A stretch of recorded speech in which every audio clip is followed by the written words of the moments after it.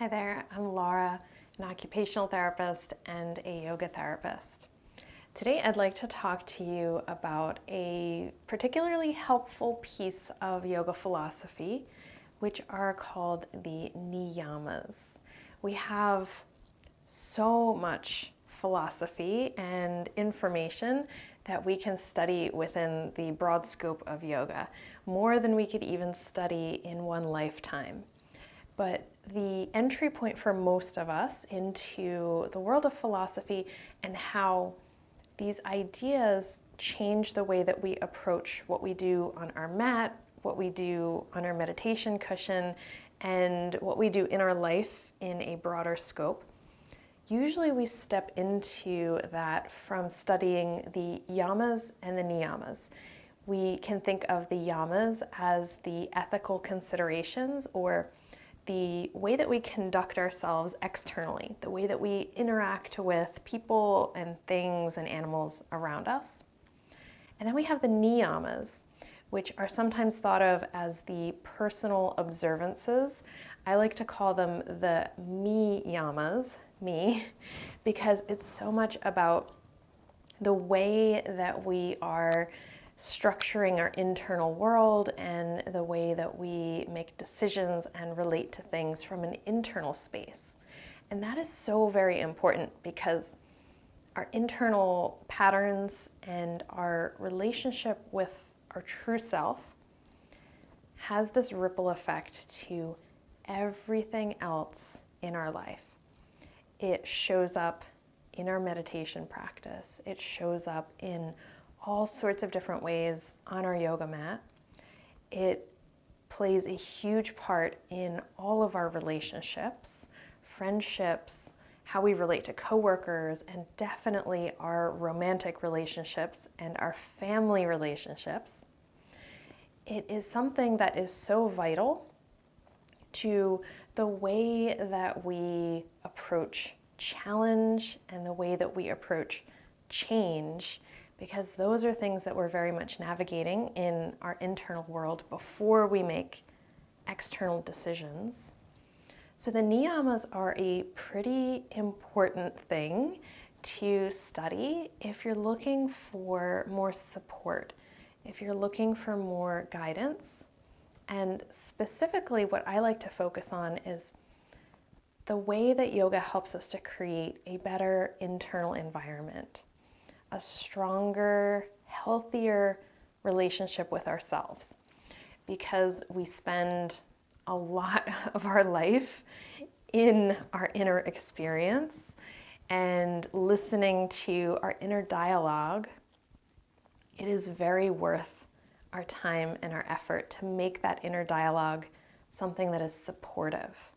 It is very worth our time and our effort to make our inner experience one that is comfortable and pleasant most of the time, right? Nobody feels good all the time, but we can start to create some patterns that feel like our inner world is actually supporting us and helping us to move forward rather than holding us back.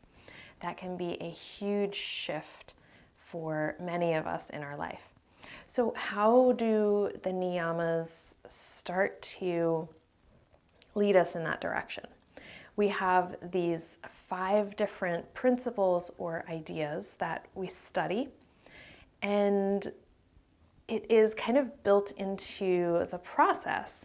So one of the most important niyamas that we will talk about is self-study. And specifically in yoga, we talk about self-study as reading important texts, getting guidance from some of the philosophy, and then kind of applying that to yourself and being like, okay, well, I read this information and this is how it's recommended to conduct myself. How does that work for me? What does that feel like? What do my patterns have to do with any of these things? So it's this self-reflection piece. It is training yourself in the practice of self-inquiry and self-study. So that is kind of the cornerstone of how we shift in a direction of our practice, creating that stronger inner awareness and creating that more supportive relationship. We start to branch out from there, and we look at our relationship to being able to surrender or connect to something bigger than ourselves. Do we feel trust? Do we feel support in that? Or do we have inner patterns of resistance? We examine our relationship with effort and change. Are we able to focus our energy and direct it toward something that we want to create, or a change, a transformation that we want to make in ourselves or in our life? How does that start from our thought patterns? How does that start from the way that we talk to ourselves and the things that we encourage ourselves to do, to pursue? We will look at the relationship between purity and ourself. And the way that I like to approach this topic is thinking about your essential self at the very core of your being. And as we go through our life, there are kind of other things that come in and like stick to us or impact the way that we feel about ourselves. We might absorb somebody else's self-talk that is harsh and critical.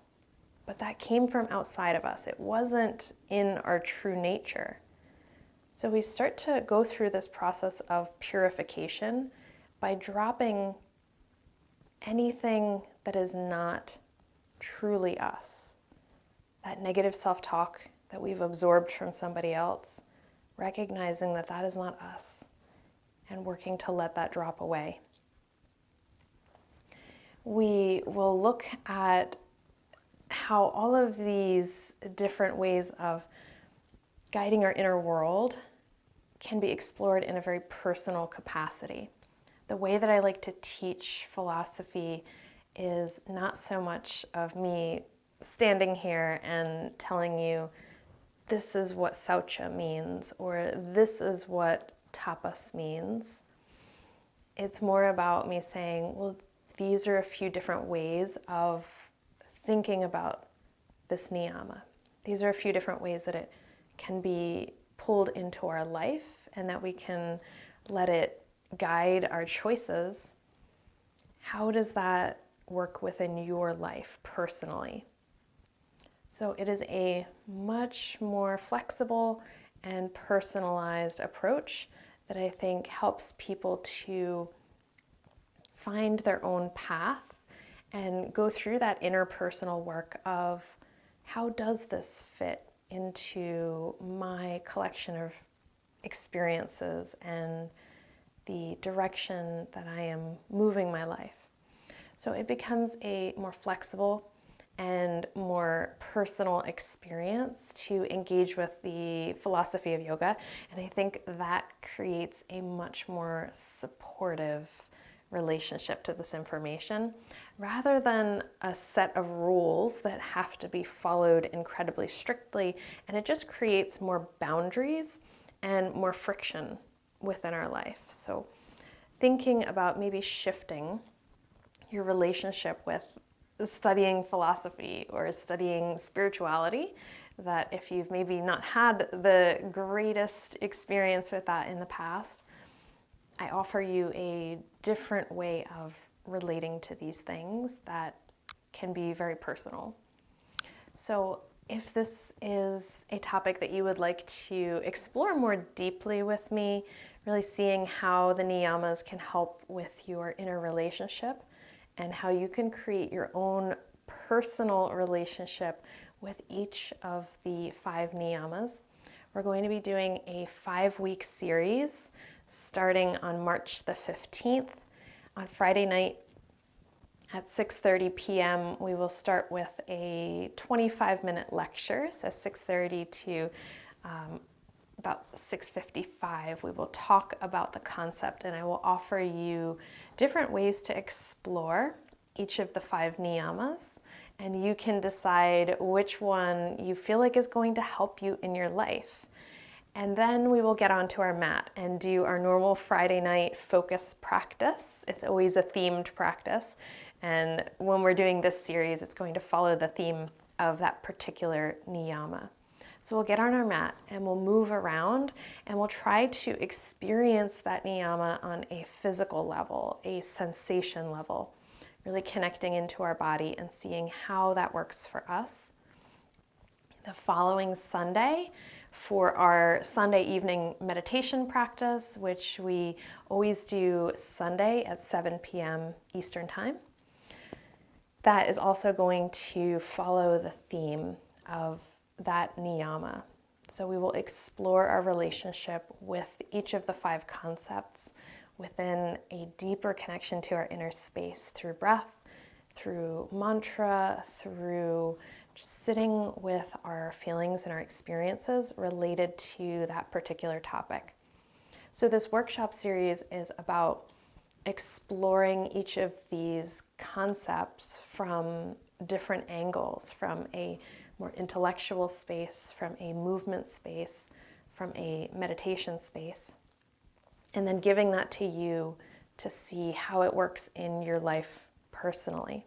If you would like to join me for this 5-part series on exploring the niyamas and how the niyamas can help you to strengthen your relationship with yourself, you can go into the description below and click the link to join the classroom. You can either come to the live sessions or all of the recordings, all of my resources, and all of my lesson plans will be posted in the classroom. And I always like to highlight that because as a teacher for nearly 2 decades now, I really share this information from a space of saying, if you are a teacher as well, I encourage you to use any information you find helpful and pass that on to your students. Take that information, make it your own, pass it on, because that is the golden chain of teaching that we belong to. So I try to make as many of those resources available to you as well so that this process continues on. I hope that this has given you a little peek of interest in how yoga philosophy can be a very dynamic part of our practice and in our life. And I hope to see you in the workshop series. Thank you so much for being here.